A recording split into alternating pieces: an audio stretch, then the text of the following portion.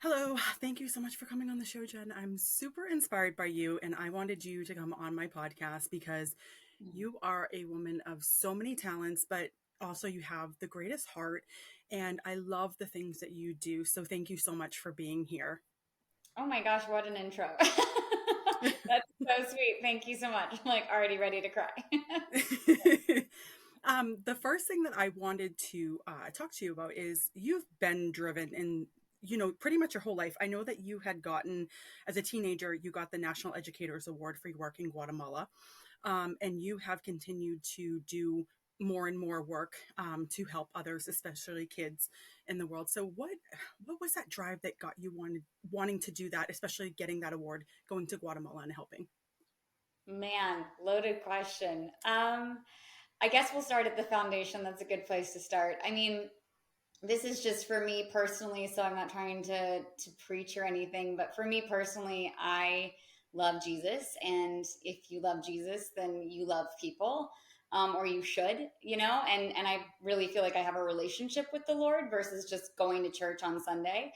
And so I really take that to heart. I take it to heart that God cares about looking at problems. Like if you really study Jesus, he never looked away from mess. He always ran toward it. So that's a big motivator for me. And then also, my mom was a director of a women and children's charity growing up. So she definitely impacted me in a huge way and still does. I mean, she's not still working there. She still impacts me. So my parents are really charitable. So it comes from two sides. Awesome. Yeah, I love that you're like you've talked about your faith, and I love how much you are devoted to that, and you've talked about it on your own podcast that you had, and all the work that you do. So I think that that's really really wonderful. You have so many hats with what you do with acting and singing and advocating. I know you're a mom and you're a wife too, so you're super busy all the time. What what makes you want to do like so many different projects creatively? Oh man, I don't know. I should go to a psychologist and have them analyze me. I, I'm not sure. I'm just an active person, and I always have been somebody with a lot of energy and somebody who likes to do things. So, I mean, I feel I'd have to go lay on like Dr. Fraser Crane's couch or something and have him analyze me. Speaking of which, there's like a door behind me. That's from my 6-year-old Caden, throwing it off of his closet. So it's sort of repair. That's awesome. Now you have for your acting, you've Yep. done so many different things. You've done soap operas, you've done movies, you've done TV. What I know you said that you wouldn't do right now any more soap operas because it takes up so much time. You had mentioned that on your podcast. I know Yeah. you just did an episode of Chicago Med, and you do so many great films. I told you my favorite is the Spirit of Christmas. I love that one. Yes. Um, Which, by the way, I'm working on a sequel. you told me that at Christmas Con, and Yeah. I'm like, when can that come out? That was great, great cast. Yeah. Yeah. Very, very exciting. It will not be out this year, but we are working on it. Oh, that's awesome. Now, do you have a favorite project that you've done? Um, it's kind of like picking your favorite child. You're like, depends if you ask me specifics. Some of my favorites are for different reasons. One of them was The Artist.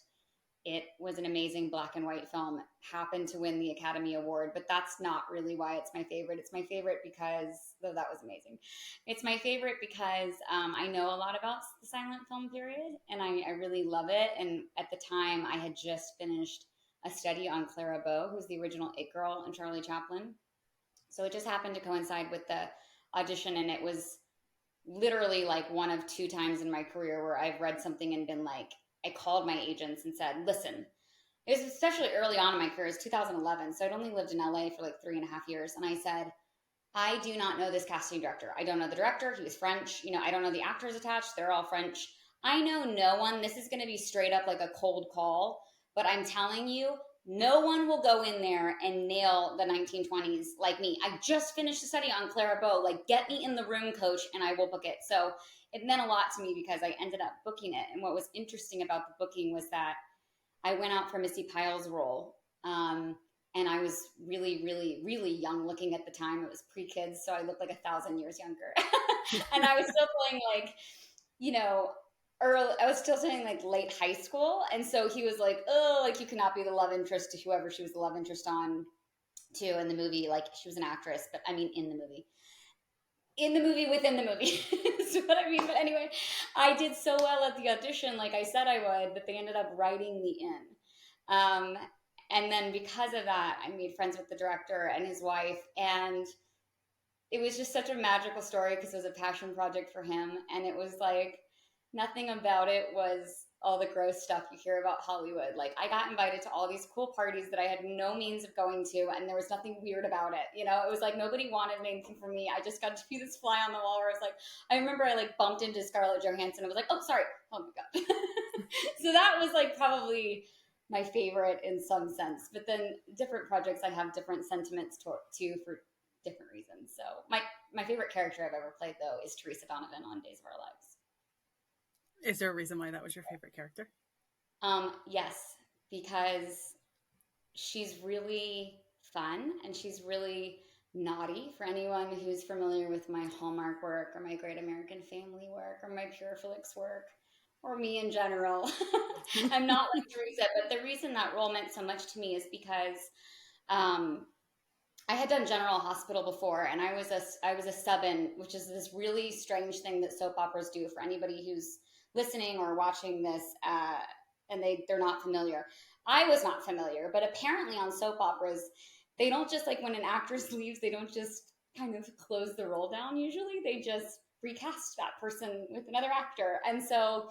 I had gone in for Maxie Jones, which was played by the amazing and incredible Kirsten Storms, and found out after the audition that I started the next day, and it was like an emergency recast and all the names had changed in the script. So I didn't even know what I was going out for at the time.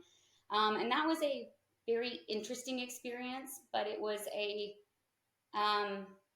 anyone who's been my fan for a long time knows this. It was a really rough experience because it's always hard to be a recast on a soap. The audience is already not going to like you. And it's a lot of work, you know, you're memorizing anywhere from like 30 to, on days one night I had 87 pages of my own dialogue to remember. There are no teleprompters. Everything is word perfect and everything's one take. And so there's a lot of pressure that goes on in soap operas. And you know, it's fun in that way because like it's kind of like makes you feel alive, but it also is like being in a pressure tank all the time. So when Days called and wanted me to audition for the role of Teresa, I auditioned for Teresa and a role of Jordan, which was played by Chriselle Staus. Jordan started out like very like sells cherry pie or apple pie, like Miss America, you know, like was much more like kind of my typecast. Teresa was like this very naughty girl, and she had a lot of sex, like one night stands, and she had like 5 felonies, like 2 were from assault and battery. I can't even do a push-up on my knees, assisted. You know, she was just really like a badass. And and they were like, we really wrote the role of Teresa with you in mind. And I was like, I don't know whether I should be offended by that or like complimented that you think I can pull this off. And so I called my manager and I was like, I just don't want to do it. Like, I don't want to do another soap opera. It was too much work. Like, I don't know if the audience is going to like me. Like, my heart needs a break from like fans telling me. Like, one fan wrote me this letter when I was at General Hospital. This is a long answer, but it's a good one. This is my favorite fan letter I ever got. And when I moved, I searched every piece of paper to see if I could find this because I was going to frame it. And I think I threw it away and I wish I hadn't because I don't own it anymore. But one of my pieces of fan mail that I got at General Hospital, just to set the stage even further, was this woman. It's like, I'm 87 years old or something ridiculous. Like she was way up there. She's like, and I've never written a piece of fan mail. And I stop when I read that. And I out loud went, this is at General Hospital. I out loud went, oh, like that's so sweet. Like you spent your whole life and you never wrote a piece of fan mail and you decided to write me one. But then she continued, the sound of your voice makes me want to drown my 3 grandchildren. Oh, that's terrible. So like that was just one example of like the horrible things that people would say to me. But that one I was crying laughing because I was just like, man, people must hate me so much that I, and I was so kind to the fans, and eventually I won them over, which was awesome. And they are still my fans to this day, and I love them very, very much. But when Days called, this was all the more reason why I was like, no thanks. So I call my manager and I'm like, no, I don't want to do it. I want to pursue comedy. Like, I want to, I want to pursue other things. Like, that, I don't want to do another soap opera. And my manager is also a Christian, which is rare in my industry. And he said, well, to quote you to you, have you prayed about it? And I was like a teenage girl to him. I was like, what is there to pray about? Like, this girl has a one night stand. She does cocaine off of people's backs. And like, what in the world is there to pray about? Like, I just played Queen Esther in like a Bible movie, like blah, blah, blah, blah, blah, blah. And he was like, fine, well, then I guess it'll be a quick prayer. And I was like, fine, I guess I'll call you back in like 30 seconds. So I remember I was driving on the 170 freeway in Los Angeles. And it was merging to the 5 and I was sitting in traffic. And before I like even kind of start praying, I heard the Holy Spirit, not audible, but like in my spirit, which is how a lot of people hear God. But it's so outside of my thoughts. He said, this is your role. And I said, what? And again, I heard, this is your role. And I've been listening to this speaker called Graham Cook, and he always says, no Lord is an oxymoron. Because if Jesus is Lord of your life, that means you have to do what he says. So you don't actually get a say in the matter. But in John, in the Bible, like the book of John, it says that you're supposed to test the spirits and make sure it's the Holy Spirit talking to you, because sometimes just the devil can parade around like an angel of light and, tell you things that like are misguided. So I was like, all right, why? Why is this my role? And like, it was one of the clearest times I've ever heard the Holy Spirit. And he said,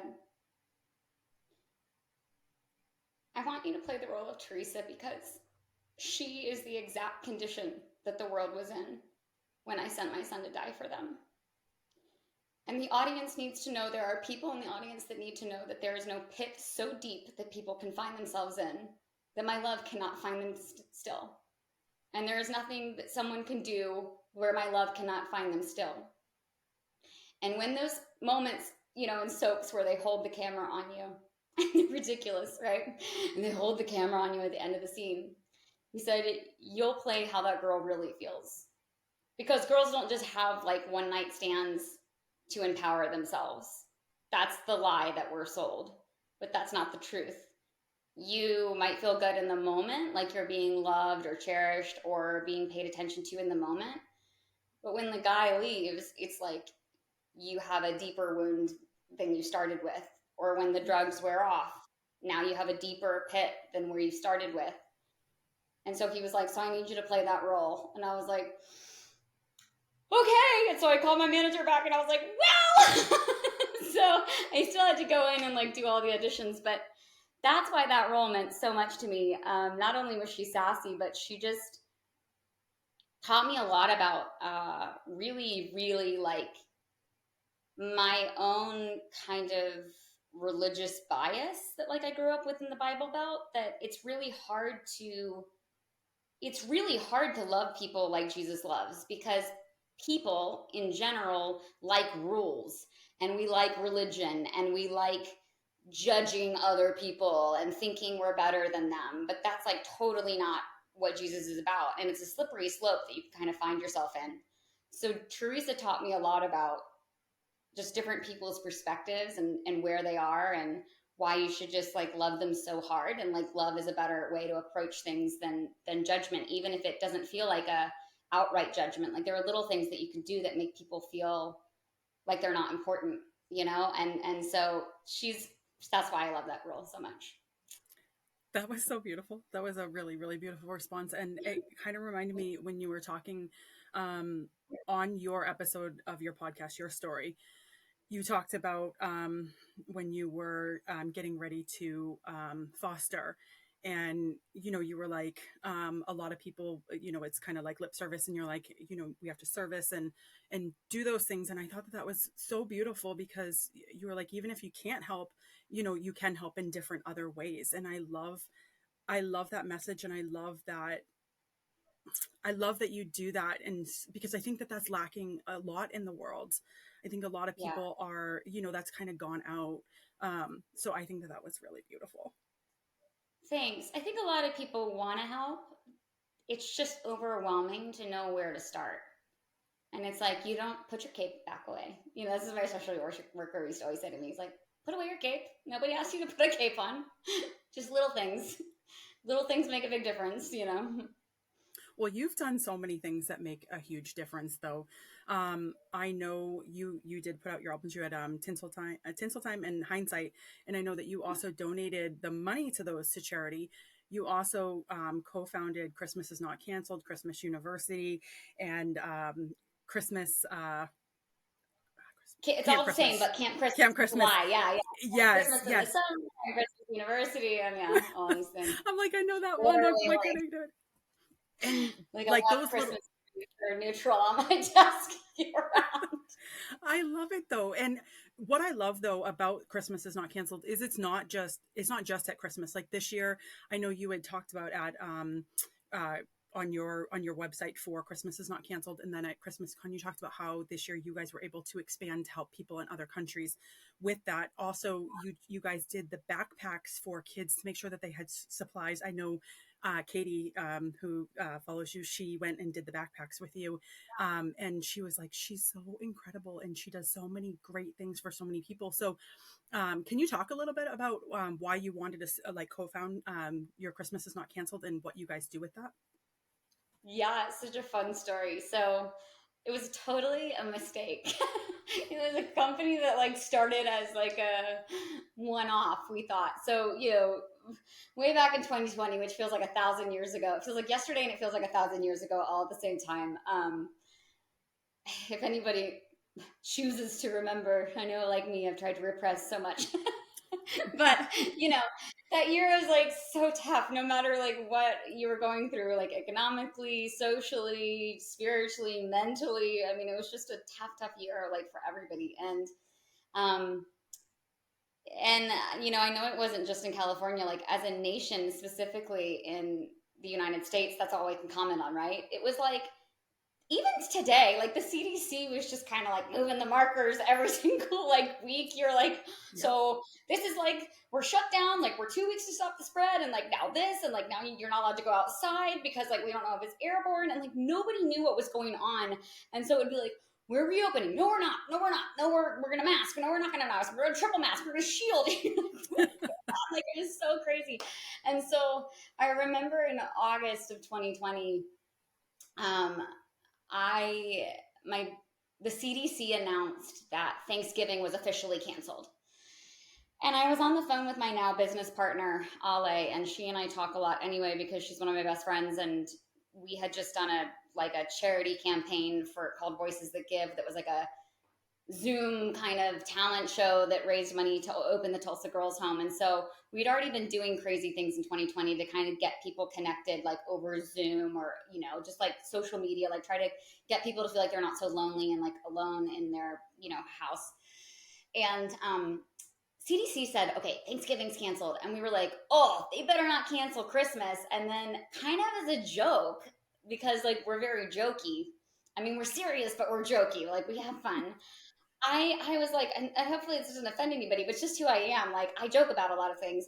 I was like, oh, Christmas is not canceled. That's a great website. I'm gonna go to GoDaddy right now and see if it's available. And I was like, oh, it is. It's like $9.99. Let's buy it. So we bought it, and like we check out and we buy it, and then we were sitting there and we were like, no, but really, what are we gonna do? Like, and then we started to think about Christmas, and I started thinking about, you know, I as a parent, and I know so many parents we've been putting on a brave face like all year because at least I would, and I know like a lot of parents, like, you know, the kids are like, what's going on? And you're trying not to freak out, even though you're low key, like, or hardcore freaking out on the inside. You're trying to like keep it calm for your kids until they like go to bed. And then like my nanny and I would like split a bottle of wine because she lived like in our back house, and we'd like split a bottle of wine and like read the book of Daniel and Revelation. We're like, oh my God, like, where are we in this timeline?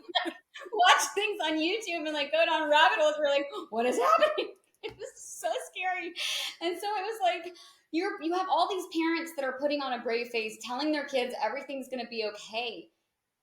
And then Christmas, and like Christmas is magical for children, and children think that you know, if they get a gift or if they don't get a gift, it's because they're naughty. And then you have all these parents that can't buy gifts for their kids because it's like, am I going to eat or am I going to buy a gift for my kid? And again, I'm tearing up. And I was like, oh man, but we actually got to do something about this.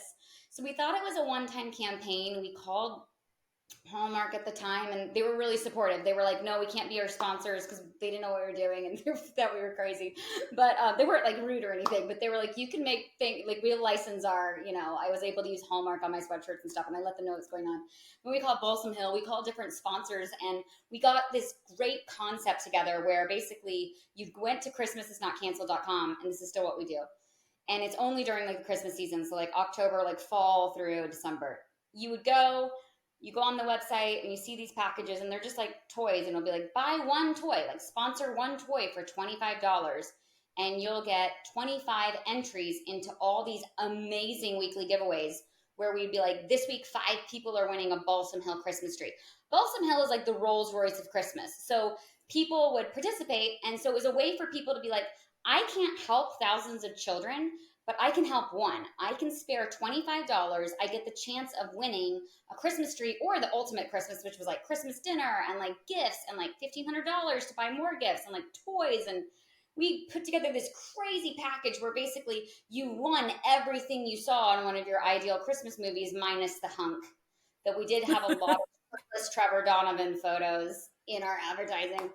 And everybody had fun, and we ended up together as a group, as a collective. Like, you might have given one toy for $25, but as a community, as an online community, we gave 10,380 toys. So it was amazing. We thought we were done, and then in January or early February of 2021, Balsam Hill reached out to Ale and I, and they're like, that was great.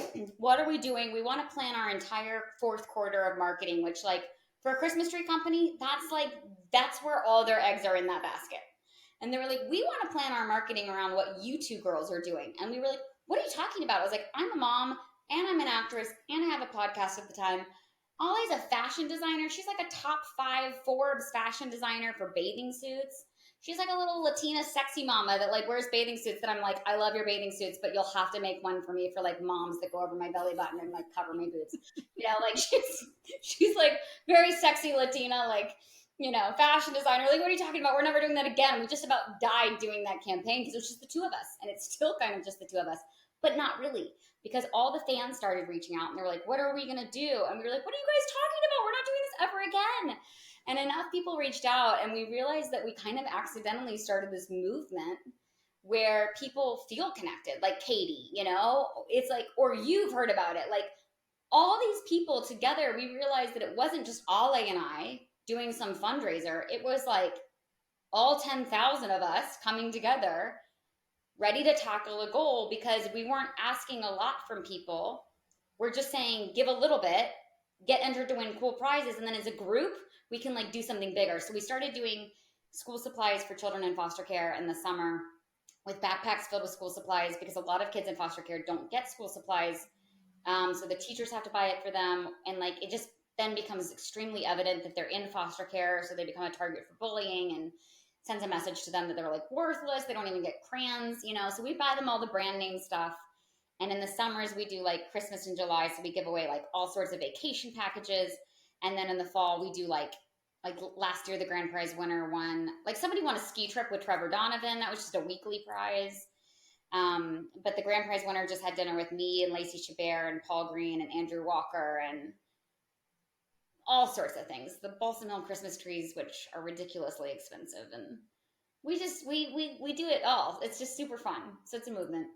I think it's really cool. And I loved that you had so many people who got involved with you, especially this past year. You were talking about all the little prizes, and there was so many people who work with you in your industry, and they came together to support that. And I loved it because I think it's so good what you guys are doing. And your Yeah. Balsam Hill Christmas things, it makes me laugh because you had a video on your Instagram story about your Easter wreath with the birds recently, and I was laughing. They just made their way out of. I have 2 nests in my Balsam Hill thing, and I have bird poop all over my expensive Balsam Hill flowers. But I'm like, it's so cute. Birds keep making their nest in this because it looks so real. Yeah, it's pretty funny. And what you're talking about, for anybody listening, Laurie, I didn't mention, but like we do this online program too called Camp Christmas in July in the summer and Christmas University in the fall. And basically we get together with your favorite celebrities from all the Christmas movies. And we take Christmas themed classes and we play like game nights that are Christmas themed, like Family Feud, Celebrity Edition, and you can feud with your favorite celebrity and things like that. It's just super fun. And that benefits charity as well. So Yeah, it's yeah. great. If anyone hasn't seen it, they should check it out because it's what you guys are doing is awesome. So thank you all for that. That's awesome. I know that we've touched a little bit on it. You did your podcast, Fostering Hope, and that was really great because you wanted to make people aware of foster care, and you had some great guests on. You told your story, um, and I think that. Um, there's kind of like you were talking about it with the kids with the foster care, when they go to school and they don't have things, there's kind of that stigma, and you really took that away when you did your podcast. What made you want to do that? Was it because you wanted to get rid of that stigma and kind of get more people involved, or something different? Yeah, I do want to get more people involved. That's exactly it. Because when I was like, I'm not currently licensed to foster just because I have 4 kids under 6. But I want to foster again. But, I used to ask my social worker, well, how many kids could I foster at once? And he was like, Jen, you're not going to like the answer. I'm like, well, how many? Like, how many kids am I legally allowed to get out of this crappy system? And so I quickly realized that I had to kind of multiply myself and get people who are in foster care for the right reasons, which is the kids and the families involved, or show people how to do something as easy as mentor, or whatever. My podcast is down for right now, and maybe after this, Laurie, you can tell me how yours works, because I have these incredible producers and I just had to stop because it was like there's too many things on the plate, and I was like chronically pregnant for a second. I like just weaned my youngest one. I'm like, thank you, Jesus. But I don't know how to get the podcast back up. But I stopped it for a while. But I do hope to resume later. But it was exactly that. It's just to get kind of to demystify the foster care system, and make it less scary, and hear stories from foster parents who are incredible, or from people who run charities, or we've had detectives on there, or like doctors on there, so you can kind of see all the different pieces, see different angles, and see the good and the bad, so you know what to expect. And you did mention that you were co-writing a book for foster care stuff. Is that still happening? It is poor John DeGarmo, Dr. John DeGarmo, who always says he's grateful to be my friend, but I'm like, are you really, John? Because he's the heavy lifter. I interviewed him for my podcast. He's basically like one of the leading experts on child abuse and neglect in the United States. He's an expert witness in court cases. He's written like I think 20 books, and he founded the Foster Care Institute. He wanted me to write a book with him, and we started writing it 2 years ago when I was pregnant. And he texts me every day. He's like, I think I found a publisher. And he's like, I think we got this many words now. Now it's 187 pages. I'm like, would you please stop writing? Please, like, please let me catch up. Like, I've got to go in and add all my stuff to the chapters. We have very different writing styles. Mine's very informal and funny, as you can imagine. And he's a doctor, so his are very clinical and worth reading. Mine's more like, and I'm trying to go in and yeah, we're still writing it. He should be done, but every once in a while he gets fired up and writes something else and then texts me about it, and I'm like, wave the white flag. I'm like, John, please stop adding pages. I can't catch up. One of these days I'm going to finish it. Super busy now. Okay, so Yeah. you did kind of touch on something that I wanted to talk about. One of the things that I admire so much about you, the most, is that you, like I said, you really do advocate for children. And on your podcast, you talked about how you had worked on the board of the, I think it was the Justice Foundation. Mm-hmm. Innocent Justice Foundation. Yes, that helps, trafficked, abused children. And I actually cried a lot on your episode when you had talked about something. And this is something that I'm really big into supporting as well, especially like trafficking with the children. I know that on your website, you do talk about Operation Underground Road. You have a link there.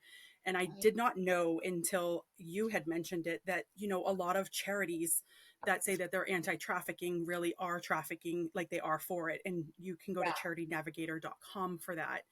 Um, and there's a stat that I don't think a lot of people know, and I hope you don't mind me sharing it. You shared it on your podcast. And it is that the United States is the #1 creator and exporter of child porn, creating 57% of the world's porn, with the average child being under 5 years old. Whew, that makes me want to cry even just saying it. I know. I love that you worked on the board. Can you share a little bit of what your experience was? I know on your podcast you did talk about, in Sacramento when you guys were trying to get funding and you could not get the funding and it went to graffiti because they got more calls about it. And I do want to highlight this because I think it's so important that people get involved and people advocate for children and try to stop this. So I Yeah. really wanted to chat with you about this. Yeah, thank you so much. How it all started was I was really into water charities, which I think is also still great, and I still support them, but they're not my main focus. And by water charities, I mean statistically, like more people die from unclean drinking water every year than AIDS, war, and malaria combined. And so all you have to do is dig a well, and there's amazing charities that dig wells and give people clean drinking water, and it solves all sorts of things. So I was really into that because it's a wonderful cause, and of course, God cares about that. But my issue kind of was that they have a lot of celebrities advocating for that. And so I really, when I booked General Hospital, and it was the same year I did The Artist. And so then The Artist was nominated for 10 Academy Awards, which is a big deal. And it won Best Picture and all these things. And so I had a publicist, and I started being reached out by all these charities being like, well, we want you to speak, on behalf of our charity and all these things. And that's why I started going to charitynavigator.com, because I was really weirded out by charities even knowing who I was. I was like, dude, I literally just booked a soap opera and like just happened to do The Artist, but I'm really nobody.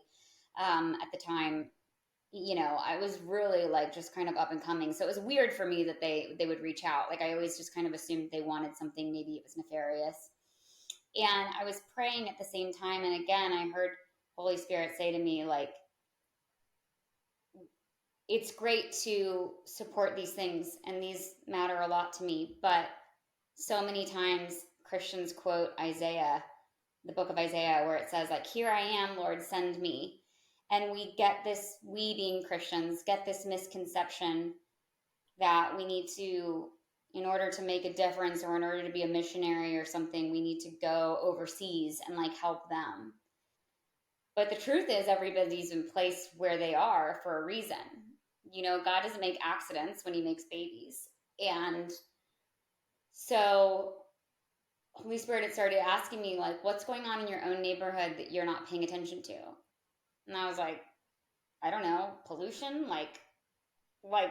Like unclean drinking water here? Because like, what do you mean? Like, what do you mean? Like, you want me to get involved in some sort of environmental thing? Or like, what are you talking about? And so I started researching, and I really don't know how I came across it other than like the Lord, I guess. And I came across the Innocent Justice Foundation, where they talked about what you just said, like 57% of the world's used to be called child porn. Now it's child sexually explicit material, because they changed the wording, because like porn apparently implies that like the child's like, complicit with it or whatever. I don't know. But anyway, it's a huge problem. So child porn is what we're talking about for anybody that like needs layman terms. And I was so disturbed by that. And so I was like, well, nobody's talking about this. This is back in 2011, before human trafficking. Like nobody heard the word human trafficking. Like it was not a term yet. It was like Ashton Kutcher and some other big celebrities finally started like talking about human trafficking. And that's how that buzzword came about. And A21 Foundation, like there was just different, but at the time, nobody was talking about it. And my publicist at the time was like, you cannot talk about that in Hollywood. And I was like, why? Like somebody's got to talk about it. And she was like, you cannot talk about that. You can talk about, animal, like if you want to talk about like, we can get you involved with ASC, whatever, whatever the animal organizations are. And I'm like, that's not my heart. Like I have nothing against animals. I think we should treat animals with kindness, but like that doesn't move me. That's not the way God wired me. My nanny, like, she loves children and animals. Like, I've never met anyone that loves animals like her. Like, she had a squirrel, like a pet squirrel. I'm like, that is next level. Okay, that's like not me. Like, I stop at dogs. Okay, so I'm not gonna be the advocate for that. That's not what moves my heart. But like, the fact that nobody's talking about this is exactly why we need to be talking about this. This issue needs sunlight, is what it's called. Like, we need to be talking about it. And then, so I started joining the Innocent Justice Foundation, which now they do, I don't even know if that's still in existence, but now they do like, okay, they do therapy for police officers and detectives, because when you are involved in that arena and taking down predators, you have to view the material. And so like, it's very psychologically damaging, and there's a huge turnover rate in like detectives and police officers that are involved in that. So they kind of switched their focus to that. But in the early stages, they went to Sacramento and they asked for $250,000. But in the grand scheme of the government, $250K is like a drop in the bucket, especially for California, who spends money like nobody's business. Like, $250K is like, you can't even open an ice cream store for that. You know what I mean? Like, this is nothing. And it was like, we're asking for $250,000. Here's what we're going to do with it. We're going to get these computers that at the time were AI. It was like the most advanced kind of AI in 2011. This was before Snapchat. Like, Snapchat, it's not just Snapchat, but Snapchat like really exploded the child exploitation, human trafficking industry. That's why I never got a Snapchat, because like basically the predators would put the kids on and it would be available for 24 hours and go away. And then Snapchat like just didn't handle it very well. They probably changed their policies later. But anyway, back to the point is that it was very cheap to basically get some computer AI intelligence that would be able to basically use cell phone towers and track the IP address. And so they would know what computer the rapist was. Like, because when you're creating child pornography, it was like 1 in 3 cases or something like that, the child was also like in a shed. Like, there was also connected to like Megan's Law, where like there's the kid. What's super crazy is that human trafficking, the more you study it, and it's all tied to foster care too, so many times it's actually not like kids that are just kidnapped. That's like a myth. It's the parents selling the kids, or the foster parents selling the kids for sex. So they're very involved. It's very, very, very, very, very corrupt. And there's sex trafficking rings, which we know about now. There's the one with Allison Mack, the actress, like in Vancouver. It's like, it's such a disgusting, dark world. And we asked for $250K and we didn't get it. And so they went back to the board. They, being Innocent Justice Foundation, went back to the board who decided in Sacramento, and they were like, why didn't you give us that? Why did you reject us that? Like, it would have rescued, like, it would have trained exponential amount of officers and rescued exponential amount of kids. And it had, like a 99% conviction rate, because you can't really deny, like, this is you, sir, in the video raping this child. Is it not? Like, and it's on your IP address, and it's in, like, here are the tapes, like, in your home office or in the walls, like, it has a huge conviction rate, because there's not a lot of argument you can have, like, when you're actually in the material. And Sacramento's answer was, well, we gave the $250 to graffiti. We gave it to buy white paint. Why? Because we get calls all day long from like wealthy people who don't want graffiti in their neighborhoods. And that was it for me. I was like, well, that might be true. I don't want like graffiti in my neighborhood either, unless it's like a good mural or something. But if you're telling me that the money was otherwise going to go to like a problem that nobody knows at the time, and still now, people don't know what's going on. But like in 2011, nobody knew what human trafficking was. I know that most Americans, I don't care what your religious affiliation is, I don't care what class you come from, I don't care what your political background is, most average, everyday, blue collar or white collar Americans that are like outside of the weird rings that go on are going to be infuriated by about that, because everybody cares about kids that has has not sold their self to that. People do agree that like there is value in children. So I started advocating against that, fired my publicist, which is interesting because you know, there's rumors that Hollywood's involved in that world, and I think that that's probably true. I don't know that on a firsthand basis, but it was very interesting to me. I mean, the Allison Mack thing has been verified, but it was very interesting to me that the publicist is like, "You cannot talk about this in Hollywood." I was like, "Why? Why? Somebody's got to talk about it, you know." Yeah, It's you would think it would be the most important thing to talk about. you would think that it would be the most hot button issue ever. And I mean, luckily, a lot of people do know what human trafficking is now. But then the hurdle that we're facing now is just that people still, and it's a protective thing, it's a natural thing that psychologically we all do, myself included, which is why playing Teresa is very important. It is a psychological protection that, like, generally people are wired to react with, is to say they, me, and they. So it's a they problem. It's a them over there. It's not an us problem. It's not a we problem. It's not a problem in my neighborhood. It's a their neighborhood. Like, not in my neighborhood, it's a their neighborhood situation, which is not the case. It's very, very, very rampant. I can't remember the statistic off the top of my head, but years ago, and it's probably on my website, years ago, I believe it was either 1 in 5. It's either 1 in 5 or 1 in 4 children in every single classroom in the United States being abused behind closed doors. Now, that doesn't mean always it's sexual. That can be verbal abuse, physical abuse, and I mean, like, hardcore physical abuse. I don't mean, you know, an occasional spanking. That's not what I'm talking about, which to each their own on whatever they think about that. But I'm talking about, like, actual physical violence toward kids. It's happening 1 in 4, 1 in 5 kids. So it is an us problem, and it is an our neighborhood problem, and it is an our classroom problem, and our kids' friends problem. So it's a bigger problem than people realize, and that's kind of the hurdle that in general you face during advocacy is getting people to recognize and accept that it is happening closer to home than is comfortable.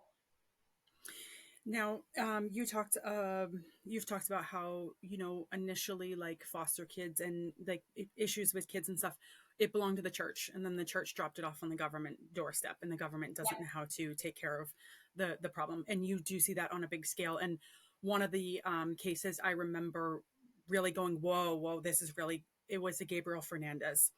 Yeah. That was horrific. And anyone who's not watched that documentary, I say watch that, and you will weep for days. You'll never forget it. How do you think that we can, because it is everyone's problem. It's not just, people who are dealing with it. It is everyone's problem. And I do think it's everyone's responsibility to speak up and try to, fix that. How do we work to fix that, or get the government to fix it, to really protect these children? Do you think that there is a resolution? People are not going to like my answer. Some people might. But I had gone to DC in May of 2020 with Dr. DeGarmo and lobbied Congress in order to change laws about premature reunification, which just means putting kids back with the families too soon. And there's all sorts of reasons why that's not a good idea, especially for the birth family, for the parents too, because parenting is really hard and it's really stressful. And if you're not ready to have your child back, or you're in anger management, or you need more money, or you need, like, to work on your own self, it's not good to, like, put your children who are, like, have been a source of stress for you back with you early. And the government was on board with it. And every office across the aisle that we talked to about it was interested and was receptive. So I will say that. But the problem is, when you create a bill or you create a law, it's called Christmas tree. It's called Christmas treeing that they do in politics. And it's such BS. And it's like, basically the name of the political game is like, I'm going to make this bill 250 pages long so that every Congress member is never going to have time to read it. And I'm going to slip things into that bill that have nothing to do with foster care. because if it's signed off on, then you can get other like miniature things or big things signed off into law because they're hidden in like the bylaws of a bill. And maybe I'm using the wrong legal terms. If anybody's listening and they're a lawyer, like my family, I apologize. Maybe it's not called the bylaws, but like the layman terms are, it's called Christmas treeing, and it's putting like different agendas into the policy that do not belong there. There's no kind of pure bill that you can put before the government. So that feels really dirty and gross to me. The other thing, as you mentioned, which is something I talk about a lot, is that the government's not a good parent. And that's not to say that the government's not doing the best that they can. You know, Los Angeles, for example, you know, say what you will about the politics of California, no matter what you think, you know, like if you're on the other side and you hate California politics, that's fine, you know, like that's totally fine. Like I get it. Like I get the complaint with California, but I will say that Los Angeles makes up 10% of the kids in foster care for the whole nation. And in my personal experience, they are doing a phenomenal job throwing all the noodles at the wall, trying so hard to solve it. It's not for a lack of energy or a lack of wanting to help. That's not been my experience working with the government there in Los Angeles. They care deeply. They have different, this is all of politics. In general, people want the same thing. It's just that the two sides have very different ways about going about achieving the same goal. But at the end of the day, like everybody stopped having conversations. You know, I'm middle of the road. Like I'm just straight about down the middle as a person, if you want to know my politics, because it's like I just see so much corruption on both sides. It's like I'm just a Christian. I just want like what Jesus wants, which is like to help these kids. And really I do believe that's what both sides want, you know, if they're not like deep down involved in it. But it's like they just have there's so much arguing and crap that gets in the way and bureaucracy and red tape, and it does not work.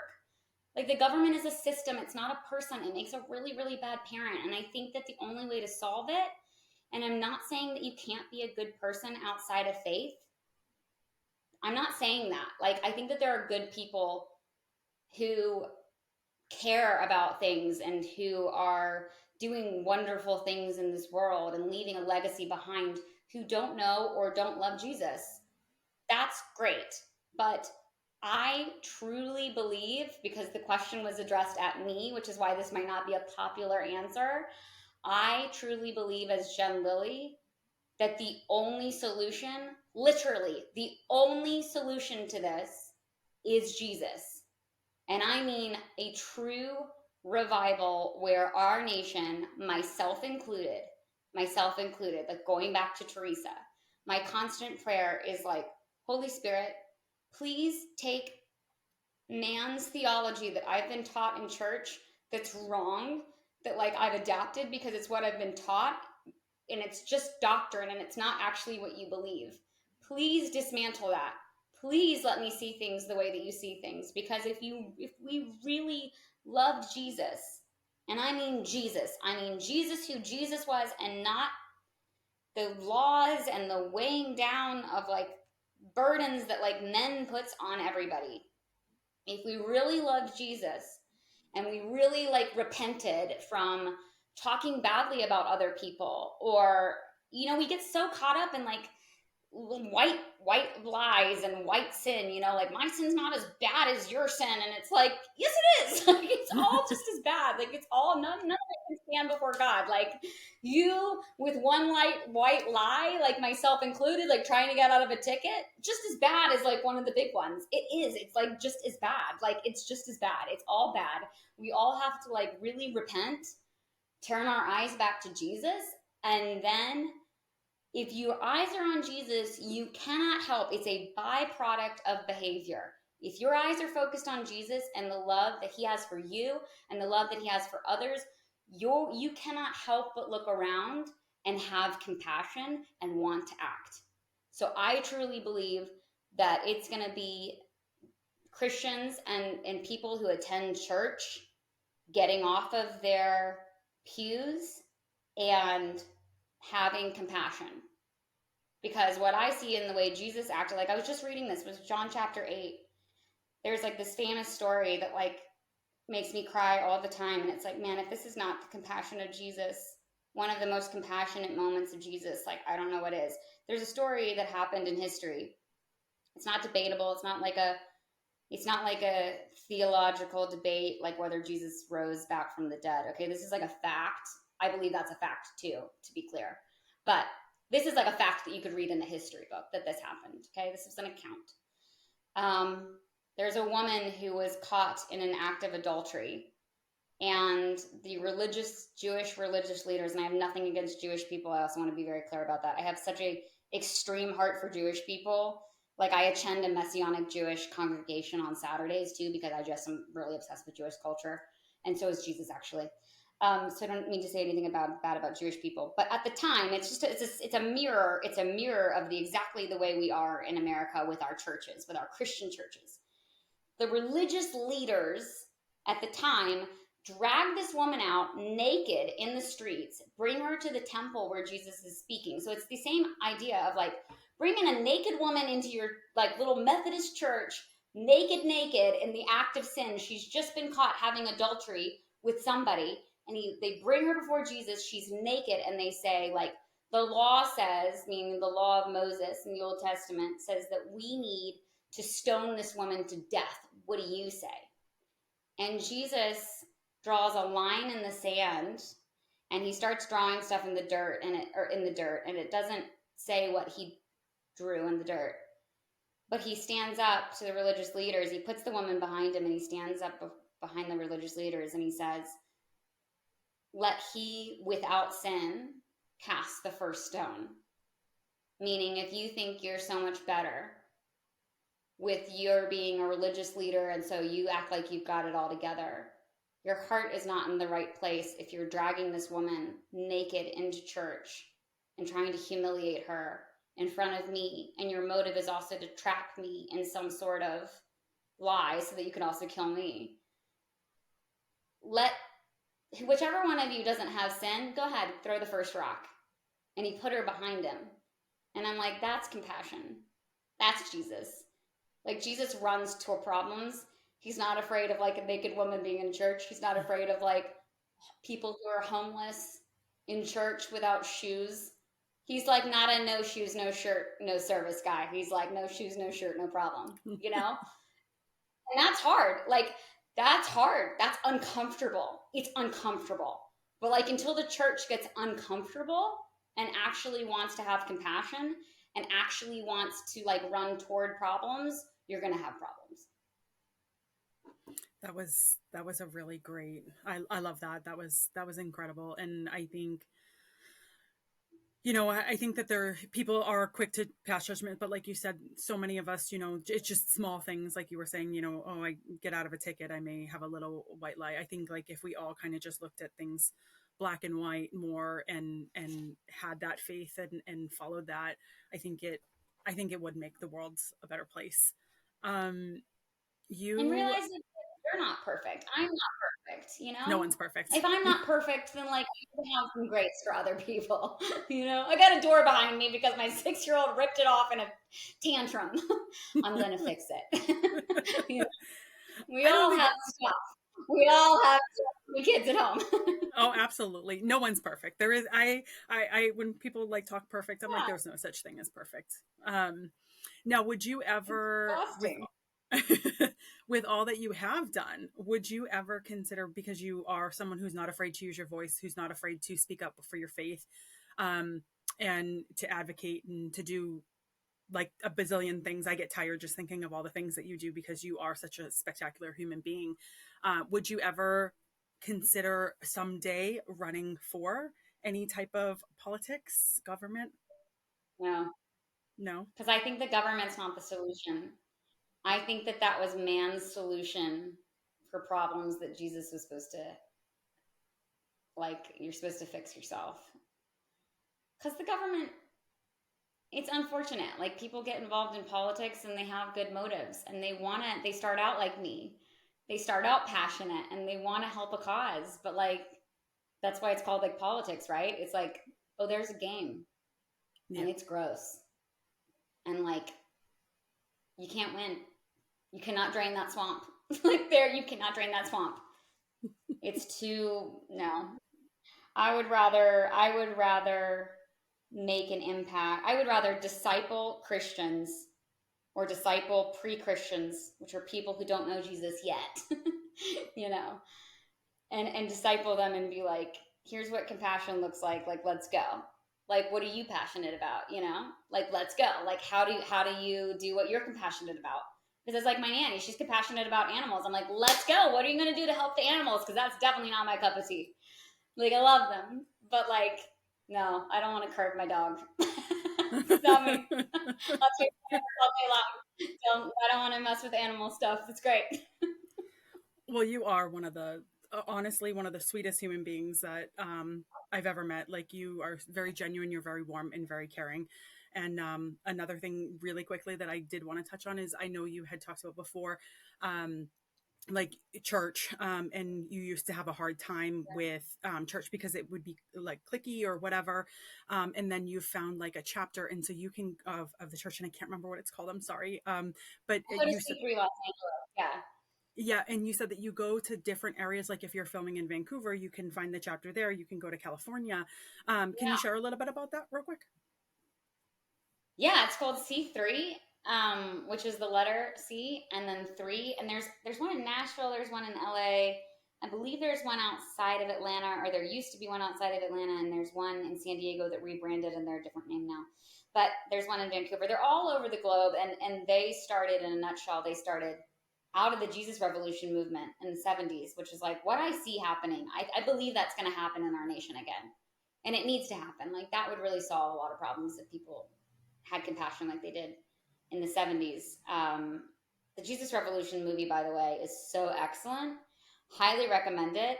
Even if you're not a Christian, it's the most unchristian Christian movie I've ever seen. It's so good. It's so well done. I think Christians do a really bad job at entertainment a lot of times. Makes me a little sick as a Christian actress. Anyway, so in the 70s, real movement, these like two Methodist preachers came to a nudist colony, and the people who founded C3 uh, were living in a nudist colony completely naked, and they gave their lives to Jesus, and they looked out and they're like kind of like out of the they're like, we should put clothes on and get married. So they did 3 days later, and then they started a church called C3, and they're all over the globe now. And so yeah, there's one in Vancouver that I always go to when I'm up there, and there's one in Kelowna. I got really spoiled when I filmed in Kelowna, BC, British Columbia. They're all over the place, and but there's so many good churches. It's just I think that it's time for churches to. I don't know. I grew up in the Bible Belt, so I think this is a problem everywhere. But correct me if I'm wrong, Laurie. Like, are you where? What state are you based out of? New Hampshire. Or are you Bible? Okay, so like you're No, not Bible Belt. Okay, so no, tell me if no. this is the thing in New Hampshire. Bible Belt problem that's getting better is basically being like basically it's like sheep stealing. It's like, oh, you should come to my church because my church is so much better than your church. And it's like, that's so dumb. So stupid. Like, that's the stupidest thing I've ever heard of in my life. And so there's so many good churches. There's so many different flavors of churches, and all of them are necessary. That's what the Bible says. Like, they're all just body parts. It's like, you can't look at the hand and be like, you're a piece of crap if you're a nose. You know, it's like, actually, you need the nose to smell and you need hands to, like, pick up things. Like, you just don't understand that both serve a purpose. So I think that C3 and lots of churches, they're just like church shop. It's the most awkward thing in the world, but like you'll find your flavor, you know, you'll find your tribe. Just Yeah, just do it. yeah. I think like here, I know I don't hear too many people like say, "Oh, this one's," like you can go to like one and then go to another one the next week, and like everyone seems to be pretty good. So I think up here it's Okay, decent. that's good. Yeah. Well, thank you so much for coming Uh, on. I appreciate this conversation. I know you're super busy, so I am incredibly grateful for you to doing this. Thank you so much. If anyone oh my does want to follow you, where is the best place to do so? So the best place is Instagram. I know not everybody has Instagram. My mom always reminds me of that. My Instagram is linked to my Facebook. It's Jen, so it's at Jen Jen underscore Lilley, which is Lilley. I'm super active on Instagram. My Facebook is generally linked to my Instagram. Facebook confuses me. I'm sorry. I'm not. I don't. So it's just kind of linked. I'm not as active on Facebook unless it's, oh, or you can go to christmasisnotcanceled.com. But we're seasonal. We're open in the summer and we're open in the fall. So if you go to the website right now, you might be a little bit confused, but you can kind of read about what we do, which we talked about. But I'm very active there in the summer, and you can come hang Awesome. out with me over Zoom. So that's fun. Yeah. Awesome. Well, thank you so much. I appreciate you so much. Thank you. Appreciate you. Thanks.